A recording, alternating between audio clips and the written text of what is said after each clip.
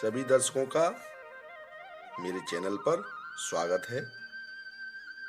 आज ये बताते हुए बड़ा ही हर्ष हो रहा है कि जो दर्शक मुझसे काफ़ी समय से जुड़े हुए हैं और अपनी कुंडली के बारे में कुछ जिज्ञासाएं रखते हैं, वो मुझे कमेंट बॉक्स में अपनी जन्म की तारीख, जन्म का समय और स्थान के साथ प्रश्न लिखकर भेज सकते हैं।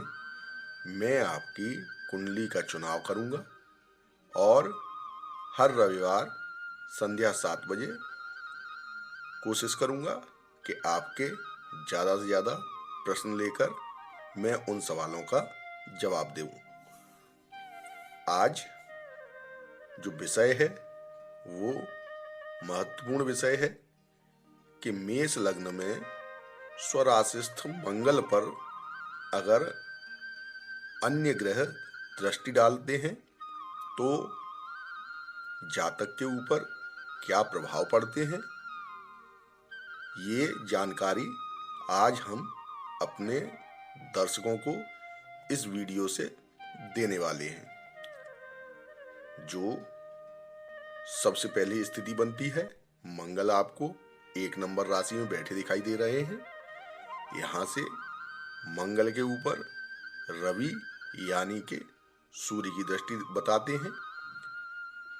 मंगल जब मेष लग्न में लग्नस्थ बैठते हैं तो जो सूर्य यानी कि रवि देव हैं वो सप्तम भाव में बैठेंगे तो उनकी पूर्ण दृष्टि मंगल के ऊपर होगी। यहाँ पर सूर्य की स्थिति नीच की हो जाएगी और वो मंगल के ऊपर अपनी उच्च की दृष्टि डालेंगे। ऐसी स्थिति में धन, स्त्री, पुत्र से युक्त, राज्य मंत्री अथवा न्यायाधीश ऐसा व्यक्ति बनता है। वह एक विख्यात यानी कि बहुत ही सुप्रसिद्ध राजा के समान होता है। उसका जीवन राजा तुल्य रहता है।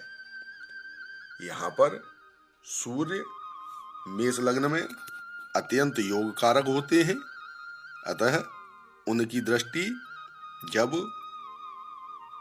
लग्न भाव पर पड़ती है तो ये मित्र दृष्टि बोली जाती है। आइए आगे वाले चंद्रदेव के बारे में वार्तालाप कर लेते हैं। चंद्रदेव भी जब सप्तम भाव में तुला राशि अंतर्गत बैठते हैं तो मंगल के ऊपर अपनी सप्तम दृष्टि डालते हैं। ऐसी स्थिति में जातक माता के सुख से हीन होता है। उसके शरीर पर कोई न कोई निशान जरूर होते हैं, कटा फटा अंग होता है।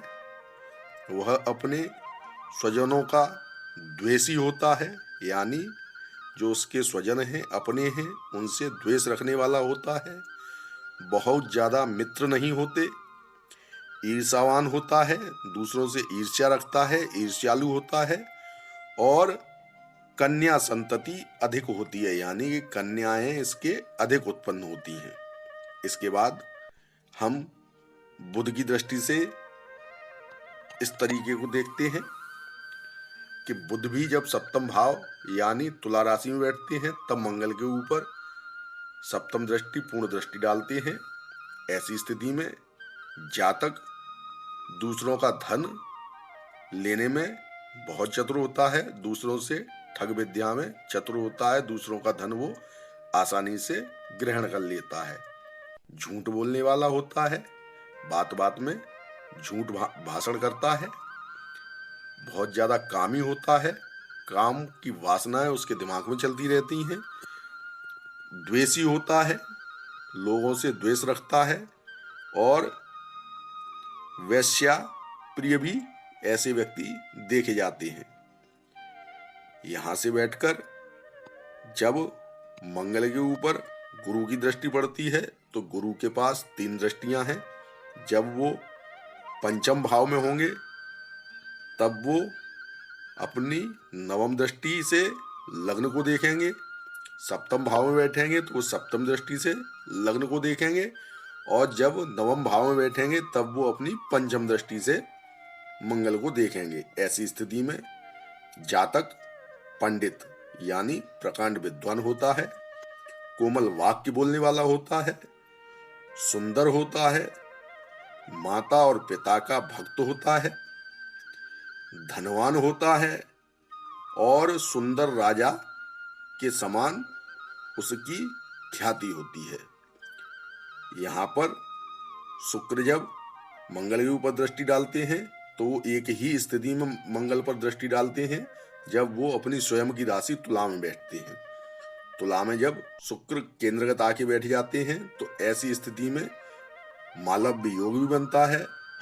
मालव्य योग की वजह से जातक राजा तुल्य जीवन व्यतीत करता है और मंगल यहाँ पर रोचक राजयोग निर्मित कर रहे होते हैं। ऐसी स्थिति में जातक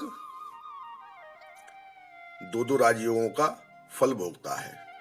यहाँ पर जातक स्त्री के निमित्त भोग विलास में लगा रहता है, उसको स्त्री के द्वारा पासों में बांध लिया जा सकता है और वो स्त्री के चक्कर में अपने धन को भी नष्ट करने वाला होता है। आगे हम वार्तालाप कर लेते हैं मंगल के ऊपर शनि की दृष्टि की। शनि जब चतुर्थ भाव में बैठते हैं तो वो अपनी 10वीं दृष्टि मंगल के ऊपर डालते हैं। शनि जब सप्तम भाव में बैठते हैं तब शनि के ऊपर अपनी दृष्टि डालते हैं, और जब शनि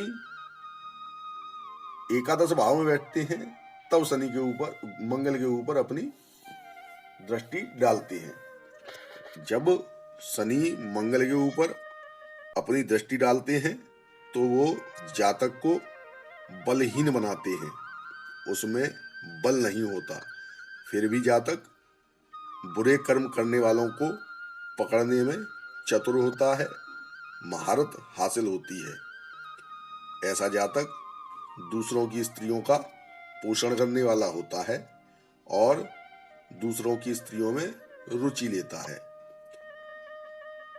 जो आज मैंने आपको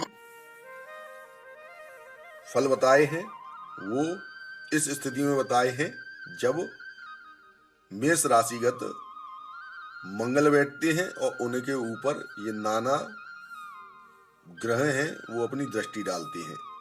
राहु और केतु इन ग्रहों में नहीं आते क्योंकि वो छाया ग्रह हैं, किंतु वो भी जब अपनी दृष्टि डालते हैं तो उनके भी प्रभाव होते हैं। उन प्रभावों के ऊपर चर्चा कर लेते हैं। राहु 5वें स्थान, 7वें स्थान और 9वें स्थान में ऐसे बैठकर लग्न के ऊपर अपनी दृष्टि डालते हैं। ऐसी स्थिति में अंगारक योग उत्पन्न होता है, जातक क्रोधी होता है। जातक प्रेम के भी वशीभूत होता है।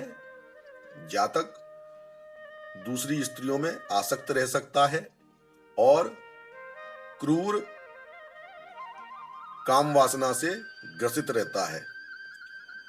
केतु पंचम भाव, सप्तम भाव और 9वें भाव में बैठकर लग्नस्थ मंगल के ऊपर अपनी दृष्टि डालते हैं।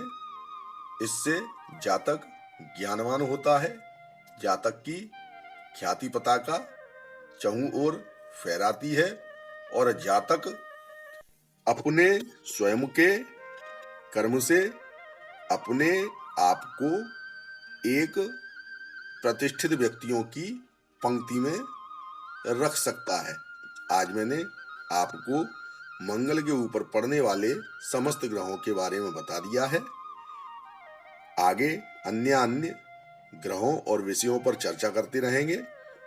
आपसे मेरी प्रार्थना है कि आप मेरे चैनल को सब्सक्राइब अवश्य करिए। इसी के साथ मुझे आज्ञा दीजिए। आपका आने वाला दिन शुभ हो। जय सिया राम।